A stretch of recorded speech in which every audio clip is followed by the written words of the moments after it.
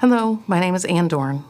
I'd like to introduce you to my husband, David, father of 5, brother of 12, grandfather of 10, friend to thousands. He was the most kind, dedicated, loving life partner I could have hoped for. He had a big smile and a heart to match. He was blessed with the gift of gab, and that gift enabled him to touch souls and inspire people, especially young people. Oh, how kids loved him, and they really loved him back. Dave was all about service. He served 38 years in the St. Louis Metropolitan Police Department and 6 years as chief of police as the Moline Acres Police Department. After 44 years, he retired from law enforcement, but he never retired from helping a friend in need.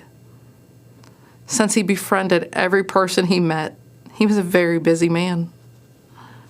One example of that was his friendship with a young man named Lee. David met him when Lee was just a kid, after members of his family were attacked and murdered. Dave took a special interest in the boy. They bonded, and their friendship grew and remained strong throughout the years. Lee eventually opened a pawn shop. He trusted Dave implicitly and asked Dave to help with security. David readily agreed. Whenever the shop's alarm would go off, the alarm company called Dave. He would investigate. If he got a call after I went to bed, he would wake me up and tell me he was going to Lee's, just to make sure everything was all right. Most of the time they were false alarms, triggered by a storm or animals. But I never rested easily until I heard Dave's key turn in the door, knowing he was home safe. The alarm that went off the morning of June 2nd was for real. It was a violent night in St. Louis. 4 officers were shot. Others were hit with rocks and fireworks. At least 5 businesses were damaged, looted, or set on fire.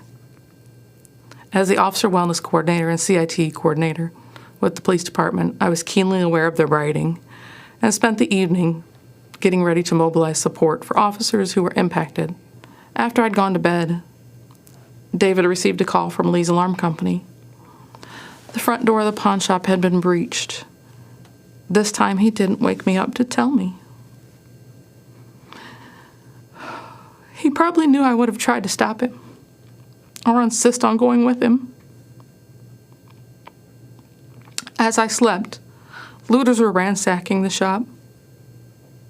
They shot and killed David in cold blood, and then live streamed his execution and his last moments on earth.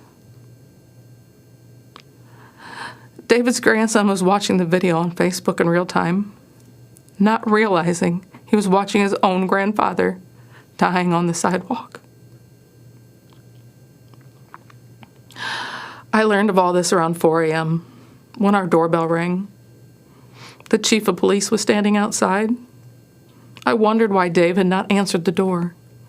It wasn't uncommon for him to be up watching TV at this time. I called out to him several times. There was no reply. He just wasn't there. I let in the chief, and fighting back tears, he uttered the words every officer's spouse dreads.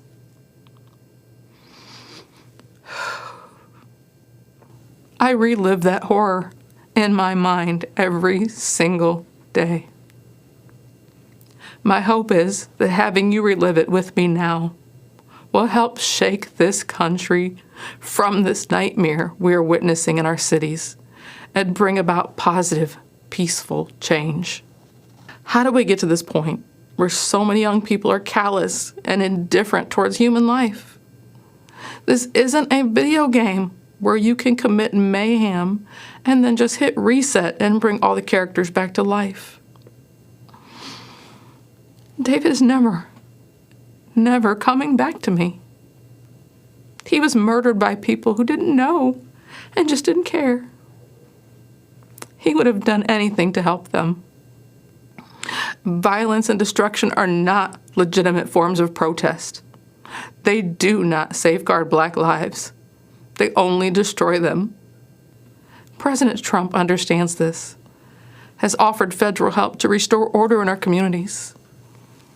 In a time when police departments are short on resources and manpower, we need that help. We should accept that help. We must heal before we can effect change, but we cannot heal amid devastation and chaos.